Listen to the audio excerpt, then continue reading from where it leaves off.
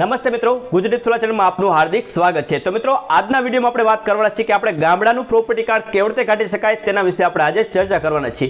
તો મિત્રો, આપણે સ્ટેપ બાય સ્ટેપ આપણે કઈ વેબસાઇટ ઉપર જવાનું રહેશે, તેમાં આપણે કઈ ડિટેલ આપણે ભરવાની રહેશે, અને મિત્રો તમારે એ પ્રોપર્ટી કાર્ડ માટે તમારે કેટલા રૂપિયાનું તમારે પેમેન્ટ ભરવાનું રહેશે, અને મિત્રો પેમેન્ટ ભર્યા બાદ તમારે વેબસાઇટમાં જો મિત્રો તમારે એરર આવે, કોઈ પણ ખામી આવે, પેમેન્ટ ભર્યા બાદ તમારે જે એપ્લિકેશન નંબર ભૂલી ગયા હોય તો મિત્રો એ એપ્લિકેશન નંબર તમારે કઈ જગ્યાએ તમારે સેવ કરવાનો રહેશે, કેવી રીતે સેવ કરવાનો રહેશે, અને સ્ટેપ બાય સ્ટેપ તમારે કેવી રીતે પેમેન્ટ કરવાનું રહેશે। પેમેન્ટ કરવા માટે પણ ઘણા બધા ઓપ્શન આપેલા છે કે Google pay, phone pay, net banking, તો એ તમામ માહિતી આપણે આ વિડીયોમાં આપણે લેવાના છીએ। તો મિત્રો આ વિડીયો પૂરેપૂરો જોવાની કોશિશ કરજો, જેથી કરીને મિત્રો તમને કંઈ પણ માહિતી તમારે ન છૂટી જાય। અને મિત્રો આ પ્રોપર્ટી કાર્ડનો નંબર આપણે કેવી રીતે જોઈ શકાય, ગામડાનું પ્રોપર્ટી કાર્ડ આપણે કાઢવું છે પણ એનો નંબર તમને ન ખબર હોય તો આના પહેલાં આપણે વિડીયો બનાવેલો છે કે આપણે ગામડાનું પ્રોપર્ટી કાર્ડ કાઢવા માટે આપણે તેનો જે સિટી સર્વે નંબર હોય તે આપણે કેવી રીતે મેળવવો તેનો પણ વિડીયો આપણે બનાવેલો છે। તો મિત્રો એ પણ વિડીયો જોઈ લેજો। જો મિત્રો તમારું નામ તમને ઈ મિલકતમાં જઈને તમે જોઈશો એટલે તમારું નામ આવી જશે, તો ત્યારબાદ તમારે એ પ્રોપર્ટી કાર્ડ કેવી રીતે કાઢી શકાય તે આજે આપણે આ સ્ટેપ બાય સ્ટેપ આપણે આ વિડીયોમાં આપણે જોવાના છીએ। તો ચલો મિત્રો આપણે આ વિડીયો આપણે સ્ટાર્ટ કરીએ। તો ચલો મિત્રો આપણે કોમ્પ્યુટરની સ્ક્રીન ઉપર આપણે આવતા જઈએ છીએ। તો આજે મિત્રો આપણે ગામડાનું પ્રોપર્ટી કાર્ડ કેવી રીતે કાઢી શકાય તેના વિશે આપણે આજે ચર્ચા કરવાના છીએ। તો તેના માટે તમારે કોઈ પણ એક બ્રાઉઝર ખોલી લેવું છે। તો ચલો મિત્રો કોઈ પણ એક બ્રાઉઝર ખોલી લઈએ। અહીં બ્રાઉઝર ખોલ્યા બાદ અહીં તમારા મિત્રો સર્ચ બારમાં તમારે ટાઈપ કરવાનું છે iora.gujarat.gov.in। આ વેબસાઇટ તમારે ખોલી લેવાની છે। મિત્રો આ વેબસાઇટ ખોલશો એટલે તમને ગુજરાત સરકારની આ ઓફિશિયલ વેબસાઇટ ખુલી જશે આ રીતે। તો ત્યારબાદ તમારે અહીં તમને બતાવે છે ડિજિટલ શીલ્ડ પ્રોપર્ટી કાર્ડની નકલ। અહીં મિત્રો તેના ઉપર તમારે ક્લિક કરવાની છે। તમે યાદ રાખજો, ડિજિટલ શીલ્ડ પ્રોપર્ટી કાર્ડની નકલ, તેના ઉપર તમારે ક્લિક હર લખેલું છે ત્યાં તમારે અહીં ક્લિક કરી દેવાનું છે। જેવું મિત્રો તમે ત્યાં ક્લિક કરશો એટલે મિત્રો તમને આ પ્રકારના તમને અહીં મેનુ ખુલી જશે। આના માટે તમારે સૌથી પહેલાં તમારે આ પ્રોપર્ટી કાર્ડમાં તમારું નામ છે કે નહીં એ જોવું જરૂરી છે। તો મિત્રો તમે ડાયરેક્ટ અહીં પ્રોપર્ટી કાર્ડ તમે કાઢશો તો કોઈ પણ બીજા વ્યક્તિનું કદાચ પ્રોપર્ટી કાર્ડ નીકળી જાય તો મિત્રો તમારું જે 5 રૂપિયાનું પેમેન્ટ છે કે 10 રૂપિયાનું પેમેન્ટ છે એ ફેલ થઈ જશે અને મિત્રો તમારો ટાઈમ પણ બગડશે। તો મિત્રો આના માટે તમારે આ ગામડાનું પ્રોપર્ટી કાર્ડ કેવી રીતે જોઈ શકાય તેનો વિડીયો મેં ઓલરેડી બનાવેલો છે। જો મિત્રો તમે એ વિડીયો જોવા માંગતા હોય તો મિત્રો તમને ઉપર આઈ બટનમાં હું તમને આપી દઈશ, ત્યાં જઈને તમે જોઈ લેજો। અને તમારું નામ હોય તો ત્યારબાદ તમે એ સિટી સર્વે નંબર નાખીને આ પ્રોપર્ટી કાર્ડ તમે કાઢી લેજો। તો ચલો મિત્રો આ પ્રોપર્ટી કાર્ડ કેવી રીતે કાઢી શકાય તેનું આપણે સ્ટેપ બાય સ્ટેપ આપણે સંપૂર્ણ માહિતી લઈ લઈએ। તો મિત્રો તમારે સૌથી પહેલાં તમારે અહીંયા અરજદારનું તમારે નામ નાખવાનું રહેશે। તો ચલો મિત્રો હું અરજદારનું કોઈ પણ એક વ્યક્તિનું નામ હું નાખી દઉં છું, XYZ। અહીં મિત્રો કોઈ પણ હું પર્સનલ કોઈ પણ વ્યક્તિનું નામ નથી નાખતો। અહીં મિત્રો તમારે મોબાઈલ નંબર નાખવાનો રહેશે। તો ચલો મિત્રો હું એક્ઝામ્પલ રીતે કોઈ પણ વ્યક્તિનો મોબાઈલ નંબર નાખી દઉં છું। અહીં કોઈ પણ તમારે 10 આંકડાનો મોબાઈલ નંબર નાખવાનો રહેશે। ત્યારબાદ તમારે અહીં ઈમેલ આઈડી નાખવાનું રહેશે। તો ચલો મિત્રો હું ઈમેલ આઈડી અહીં નાખી દઉં છું। ઈમેલ આઈડી નાખ્યા બાદ તમારે અહીં પુરુષ છે કે સ્ત્રી એ તમારે પસંદ કરવાનું છે। તો ચલો મિત્રો હું પસંદ કરી લઉં છું। હવે મિત્રો આટલી વિગતો તમારે નોર્મલી તમારે નાખવાની રહેશે। ત્યારબાદ હવે આવે છે તમારે પ્રોપર્ટી કાર્ડ અને યુનિટ પ્રોપર્ટી કાર્ડ। તો મિત્રો તમારે અહીં પ્રોપર્ટી કાર્ડ તમારે સિલેક્ટ રાખવાનું રહેશે। અહીં મિત્રો તમારો જે જિલ્લો હોય એ તમારે પસંદ કરી લેવાનો છે। તમારે કયા જિલ્લાનું, તમારે કયા ગામનું તમારે પ્રોપર્ટી કાર્ડ કાઢવાનું છે એ પણ તમારે જોઈ લેવાનું છે। તો ચલો મિત્રો હું કોઈ પણ એક જિલ્લો પસંદ કરી લઉં છું। અહીં સુરેન્દ્રનગર પસંદ કરી લઉં છું। ત્યારબાદ તમારે આવે છે સિટી સર્વે ઓફિસ પસંદ કરવાની। એમાં પણ તમારે અલગ અલગ તમારા જે જિલ્લા વાઇઝ તમારે જેટલી પણ સિટી સર્વે ઓફિસ આવતી હોય, 1, 2, 3 સિટી એરિયામાં આવતી હોય, વોર્ડ વાઇઝ આવતી હોય, તો મિત્રો તમારે જે લાગુ પડતી હોય એ તમારે સિટી સર્વે ઓફિસ તમારે પસંદ કરી લેવાની છે। તો ચલો મિત્રો હું કોઈ પણ એક સિટી સર્વે ઓફિસ અહીં પસંદ કરી લઉં છું। તો સુરેન્દ્રનગર એક પસંદ કરી લીધું છે। ત્યારબાદ તમારે આવે છે સિટી સર્વે વોર્ડ। તો મિત્રો તમારે જે ગામનું પ્રોપર્ટી કાર્ડ તમારે કાઢવાનું હોય એ ગામનું નામ તમને અહીં બતાવી દેશે। તો મિત્રો મેં આગળનો વિડીયો બનાવ્યો તેમાં પણ મેં તમને સમજાવ્યું છે, જે ગામની પાછળ બિનખેતી લખેલું આવે એ તમારે ગામડાના પ્રોપર્ટી કાર્ડ નીકળતા હોય એવું તમારે સમજવાનું રહેશે। તો ચલો મિત્રો હું કોઈ પણ એક ગામનું આપણે પ્રોપર્ટી કાર્ડ આપણે અહીં કાઢી લઈએ। તો ચલો મિત્રો કોઈ પણ હું ગામ પસંદ કરી લઉં છું, ફતેપુર બિનખેતી।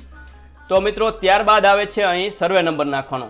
તો મિત્રો તમારે સર્વે નંબર કેવી રીતે પસંદ કરવાનો રહેશે, તમારો જે નવો સર્વે નંબર હોય, જે 7/12 હોય એનું બિનખેતી થયું હોય એ 7/12માં જે નવો સર્વે નંબર હોય એ નવો સર્વે નંબર નાખવાનો રહેશે।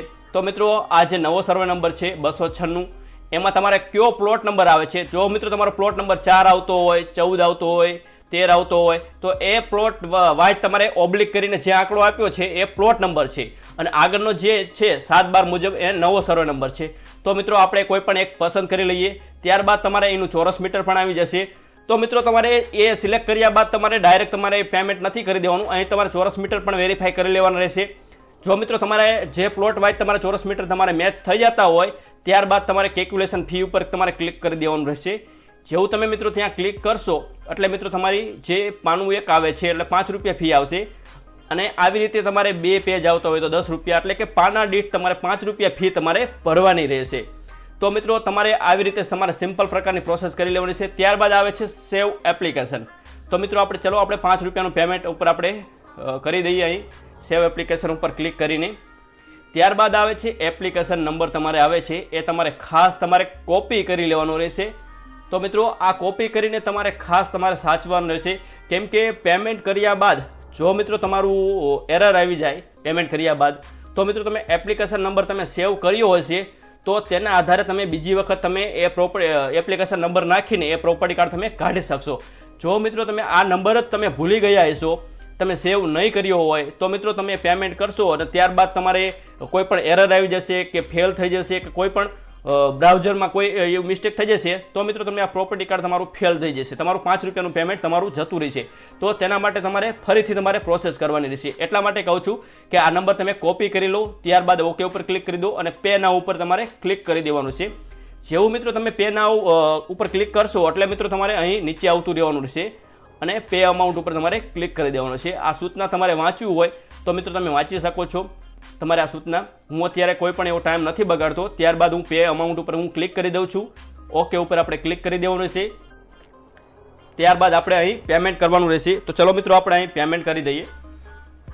તો મિત્રો પેમેન્ટમાં પણ તમને ઘણા બધા ઓપ્શન આપેલા છે. નેટ બેન્કિંગથી પેમેન્ટ કરી શકો છો, પેમેન્ટ ગેટવેથી પેમેન્ટ કરી શકો છો. જો મિત્રો તમે SBIનું નેટ બેન્કિંગ વાપરતા હોય તો મિત્રો તમે નેટ બેન્કિંગથી કરી શકો છો. ત્યારબાદ આવે છે પેમેન્ટ ગેટવે.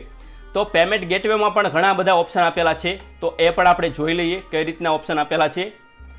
તો મિત્રો અહીંયા તમારે ડેબિટ કાર્ડ કે ક્રેડિટ કાર્ડ હોય તો મિત્રો ક્રેડિટ કાર્ડ કે ડેબિટ કાર્ડનો નંબર નાખીને પણ તમે પેમેન્ટ કરી શકો છો. અહીં પણ ઇન્ટરનેટ બેન્કિંગ આપેલું છે SBIમાં. એમાં પણ ઘણા બધા નેટ બેન્કિંગના ઓપ્શન આપેલા છે, ત્યાં પણ તમે પેમેન્ટ કરી શકો છો. તો સૌથી વધારે સરળ તો આપણે UPI, Google pay, PhonePe, Paytm એનાથી રહેશે. કેમ કે બધા વ્યક્તિ ગૂગલ પે કે ફોનપે તો વાપરતા જ હોય છે અત્યારે. તો મિત્રો સૌથી સરળ આપણે એ રહેશે અને એમાં પણ UPI ID અને QR કોડ. તો મિત્રો QR કોડથી આપણને સરળ રહેશે. ઘણા બધા આપણે QR કોડથી જ આપણે પેમેન્ટ કરતા હોય છે. UPI IDથી આપણે પેમેન્ટ બહુ ઓછા કરતા હોય છે. તો ચલો મિત્રો આપણે સ્કેન કરીને જ આપણે પેમેન્ટ કરી લઈએ. તો ચલો મિત્રો હું QR કોડ જનરેટ કરું છું પેના ઉપર ક્લિક કરીને. તો આ મિત્રો આ QR કોડ આવી જાય એને આપણે અહીં સ્કેન કરી લેવાનું છે અને સ્કેન કરીને આપણે આપણા મોબાઈલમાંથી એને પેમેન્ટ કાપી લેવાનું છે. તો ચલો મિત્રો હું સ્કેન કરીને અહીં પેમેન્ટ કાપી લઉં છું.